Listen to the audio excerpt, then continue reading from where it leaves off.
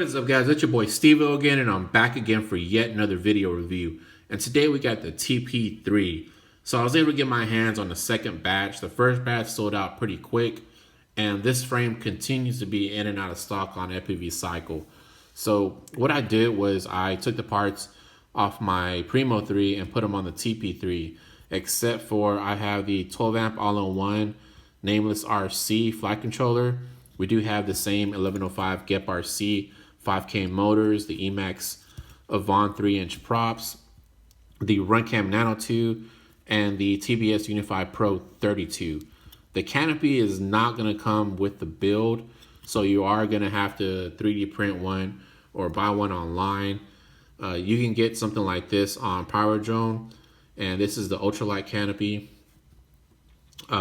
Alex designed this canopy from the Drone Club, and I really like it a lot because it gives you a little bit more protection for your VTX antenna.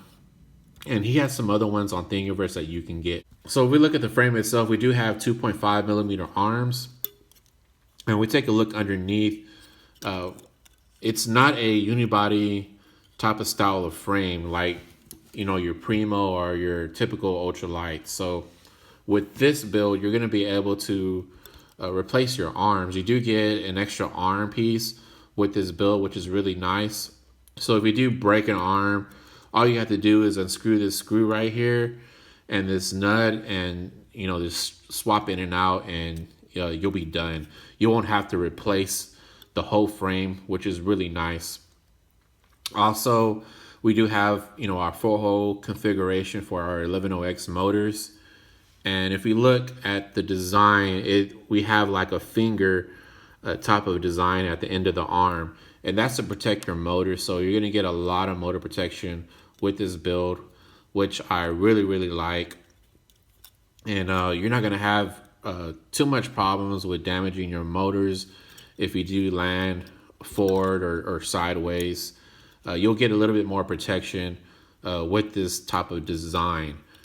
Also, the battery strap I have is a Pyro Drone battery strap, which I chose to use instead of the rubber bands that's provided with the build. So I just kept busting these up, and you know, the frame is not chamfered, so it just, you know, cuts up these rubber bands, and they don't last very long. And I just got tired of swapping them out, so I just went with, you know, your battery strap that's a little bit more durable.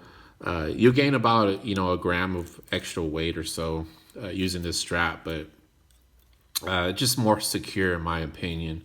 If you want to do a toilet tank style of mounting with the rubber bands, you're gonna have to have this arrow pointing frontwards, and this pointing on the back of the build to do that. But if you want to use a battery strap like I did, you're gonna have to rotate this top plate so that you can slip it underneath the frame. So one thing I forgot to mention is that you will be given a 3D printed TPU piece that gets sandwiched in between this bottom plate and this top plate right here. So that's just basically just to give your arms a little bit more rigidity and to prevent them from wiggling around. The battery I chose to use was the 3S550. So with this battery right here, I was getting about 4.5 to 6 minutes of flight time. So you can get about 6 minutes if we're just kind of like cruising around. But typically with my flying style, I was getting about 4.5 to 5.5 minutes. So I was pretty happy with the flight times, and that's pretty much what I usually get when I go with the ultralight using 1105 5K motors. So we're going to go ahead and weigh the build.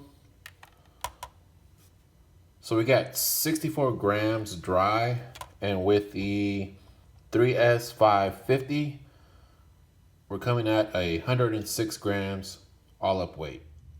One thing I like to mention is when I got the frame and I was putting my motors on, I noticed that these motor holes on the arms are a little bit on the tight side, so I did have to kind of finesse these M2 screws in. It wasn't a big deal. I don't know if it was just with the V1 or V2 batch, but I just noticed that with my build, and I just would like to share it with y'all.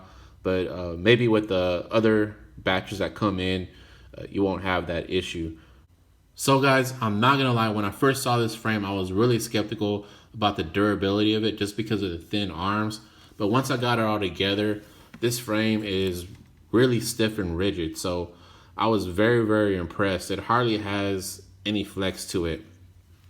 Also, I did notice when I got it together that it does have a little bit bigger footprint than your normal 3-inch ultralight. So we can grab the Primo 3 over here and we can see that it has a smaller footprint. We grab the Twig over here and you can tell that it has a smaller footprint than the TP3 as well. And the CSX by Tomo Quads has a little bit closer footprint, but it's still smaller footprint than the TP3. So with that being said, I think that's why the flying characteristics of this guy is so good. The prop separation, it has a little bit bigger prop separation, so I think it has a little bit better airflow. So when you're flying this, it just slices through the air. Being with these arms so thin, it has almost zero drag, and it feels really nimble in the air. So when doing punch outs, I hardly feel any drag. But not to say that any of my ultralights had any drag, but I just feel that this has a little bit less drag compared to my other ones. So it does have a more glidier feel in the air. I got two new 3-inch props that just came in. On the left, we have the new GemFan 3018, and on the right, we have the HQ with a 2.5-inch pitch. So I'll be testing these against my favorite, which are the Vaughn 3-inch, which I have on the build right now. So with that being said, like and subscribe. FPV is life, and I'll see y'all guys on the next one. Out of here.